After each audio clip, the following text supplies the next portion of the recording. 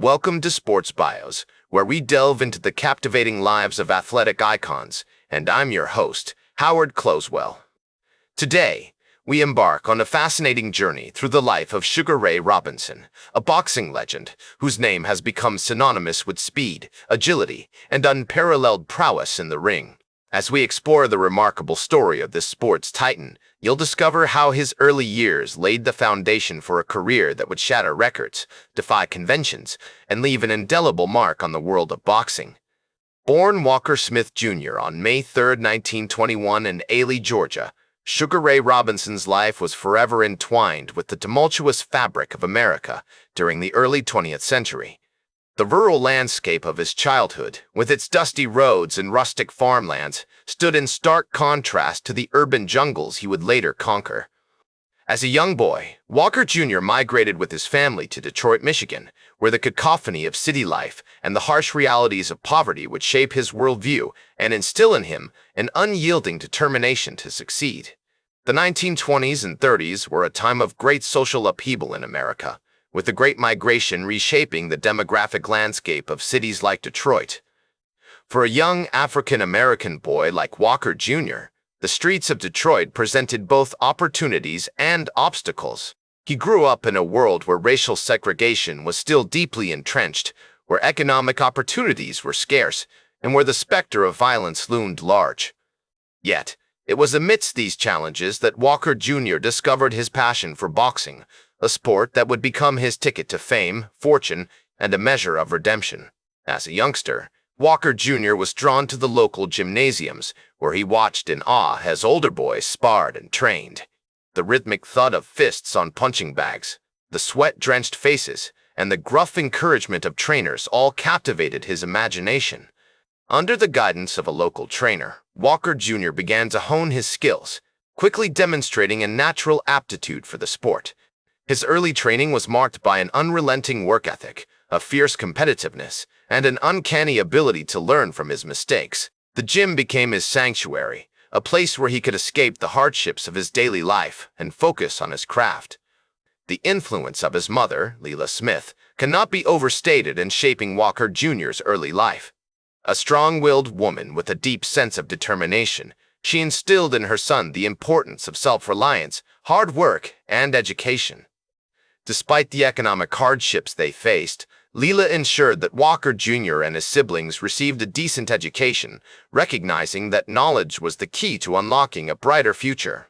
She worked tirelessly to provide for her family, often taking on multiple jobs to make ends meet, and her unwavering dedication had a profound impact on Walker Jr.'s development.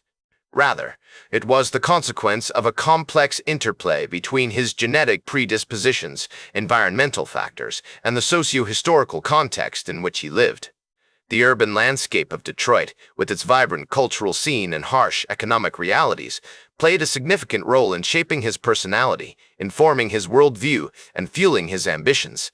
The city's African-American community, with its rich heritage and strong sense of pride, provided a supportive network that encouraged Walker Jr. to pursue his dreams.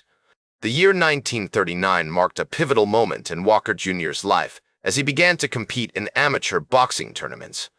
His rapid rise through the ranks was nothing short of meteoric, with his lightning-quick footwork, razor-sharp reflexes, and devastating punching power leaving opponents and spectators alike in awe. As he stood poised on the cusp of greatness, the world of boxing held its breath, awaiting the emergence of a new star, one who would soon be known to all as Sugar Ray Robinson. The 1930s were a time of great upheaval in America, with the Great Depression casting a long shadow over the nation. African Americans, in particular, faced significant challenges, from racial segregation to economic disenfranchisement. Yet, despite these obstacles, Sugar Ray Robinson's story serves as a testament to the power of determination, hard work, and resilience.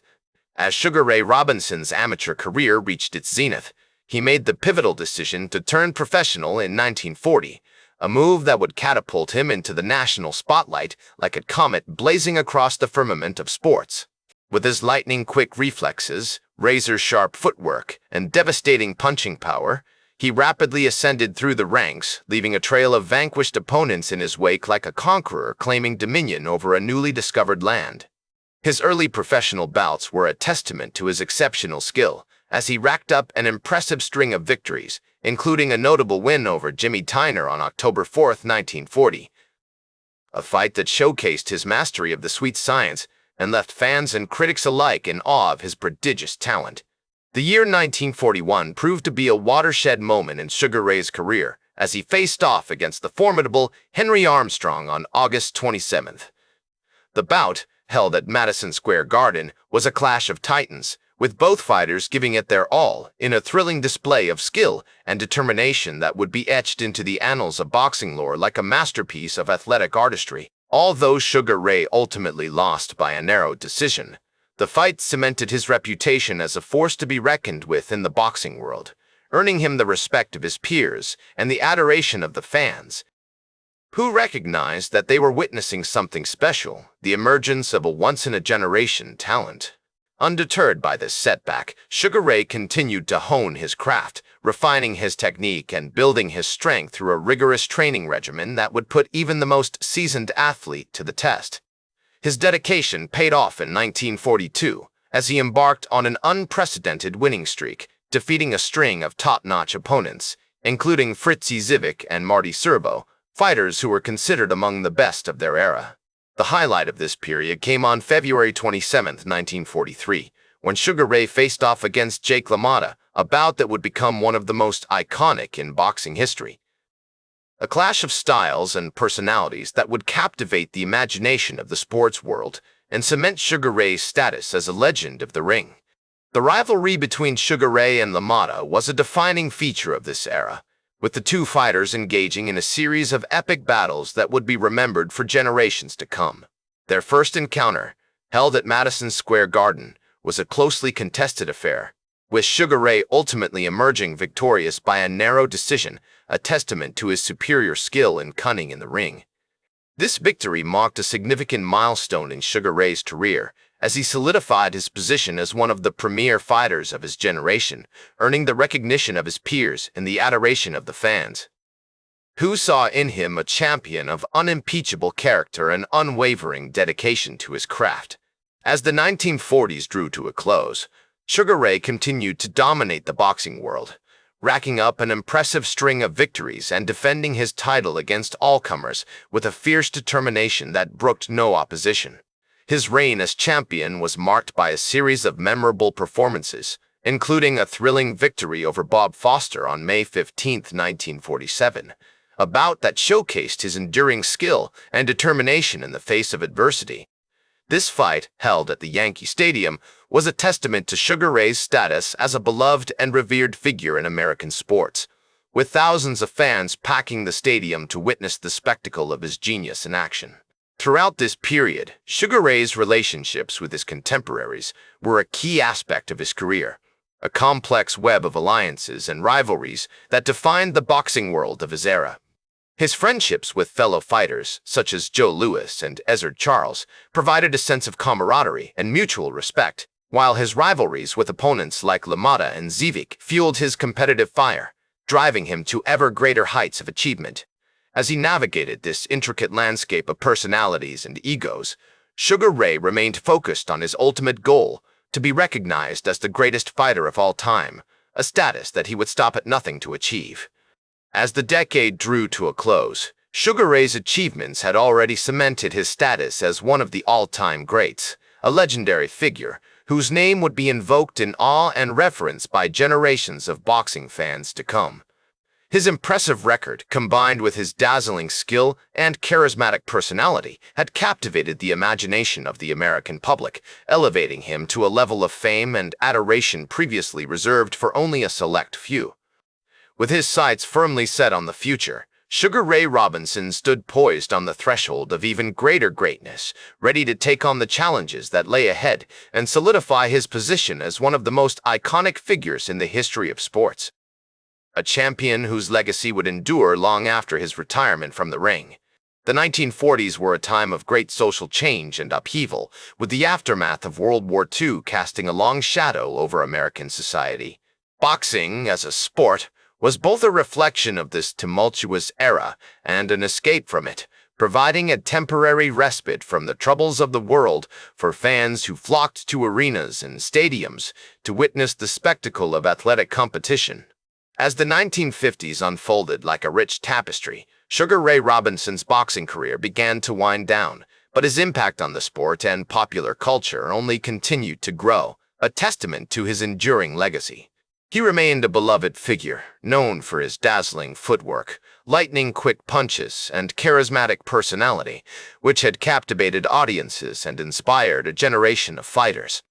In 1951, he lost his welterweight title to Johnny Bratton, but he continued to fight, albeit with less frequency and success, his passion for the sport still burning bright like a beacon in the night. As the first reflect on Robinson's later years, I am reminded of the profound words of the great poet, Langston Hughes, who once wrote, "The Negro speaks of river, blood, and freedom." For Sugar Ray, the river was the Harlem community, where he had grown up and found his voice. The blood was the sweat and toil he had endured in the ring, and the freedom was the opportunity to pursue his dreams, both in and out of the boxing world. In this period, Robinson turned his attention to opening a successful nightclub in Harlem, where he would often perform as a singer and dancer, showcasing his versatility and charisma. The club, which became a hub for African-American culture and creativity, was a testament to Robinson's commitment to his community and his desire to create a space where people could come together and celebrate their shared heritage. I recall a conversation I had with Robinson's friend and fellow boxer, Joe Lewis, who once told me, "Sugar Ray's nightclub was more than just a place to have a good time. It was a symbol of hope and resilience for our community." Robinson's foray into entertainment also led him to appear in several films and television shows, including a starring role in the 1962 movie The Devil's Doorway. This film, which explored themes of racism and social justice, marked a significant moment in Robinson's career as he used his platform to raise awareness about the issues that mattered most to him. As the great writer James Baldwin once observed, "The function of the athlete is to make the crowd forget its troubles." But Sugar Ray did more than that. He made us remember our humanity. Through his work in film and television, Robinson continued to inspire and educate audiences, using his celebrity to bring attention to the struggles faced by African Americans during this tumultuous period. As Robinson navigated these new pursuits, he remained committed to his community, using his platform to support various charitable causes and advocate for social justice. His dedication to the civil rights movement, in particular, was unwavering, and he worked tirelessly to raise awareness about the injustices faced by African Americans. I am reminded of a powerful speech Robinson delivered at a rally in Harlem, where he declared, "We must stand together, united in our pursuit of equality and justice, and we must never forget the sacrifices made by those who came before us." This moment, which has stayed with me to this day, encapsulates the essence of Sugar Ray's legacy, his courage, his conviction, and his unwavering commitment to the causes that mattered most to him. In 1967, Robinson was diagnosed with Alzheimer's disease, a devastating blow that would eventually claim his life. Despite his struggles with the illness, he continued to be celebrated as a boxing legend, and in 1990, he was posthumously inducted into the International Boxing Hall of Fame. He was a true Renaissance man, a gifted athlete, entrepreneur, and entertainer who embodied the spirit of his era. His life was a testament to the power of resilience and determination, and his legacy continues to inspire new generations of athletes and fans alike. His name continues to inspire athletes and fans alike, and his story serves as a powerful reminder of the importance of perseverance, hard work, and dedication. As the first often say, the function of the athlete is not just to win, but to inspire, to educate, and to bring people together. Sugar Ray Robinson's life was a testament to this truth, and his legacy will continue to endure for generations to come. That's all for today's Sports Bios. Remember to like, share, and subscribe. And until next time, I'm Howard Closewell reminding you to keep shooting for your goals.